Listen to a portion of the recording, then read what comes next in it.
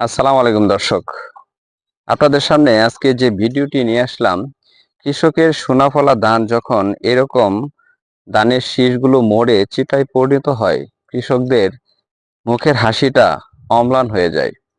এর বিভিন্ন কারণ রয়েছে। ধানের যে শীষের ব্রাস্ট রোগ রয়েছে, সেই ব্রাস্ট রোগের কারণে ধানের শীষগুলো মরে যায়। আমি লক্ষ্য করে দেখেছি কৃষকরা বিভিন্ন ধরনের কীটনাশক দিয়েও এই রোগ থেকে তাদের ধান ক্ষেতকে কোনোভাবেই রক্ষা করতে পারছে না।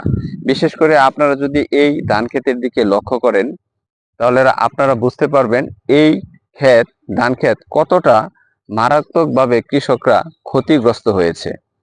তাই আমি কৃষিবিদদের দৃষ্টি আকর্ষণ করছি, আপনাদের প্রতি আমাদের আকুল আবেদন, এই রোগের সঠিক একটি প্রতিরোধক ওষুধ কৃষকরা যাতে সময় মতো পায় সেই ব্যবস্থা করা এবং কৃষকদের সঠিক একটি পরামর্শ দেওয়ার জন্য উদাত্ত আহ্বান জানাচ্ছি।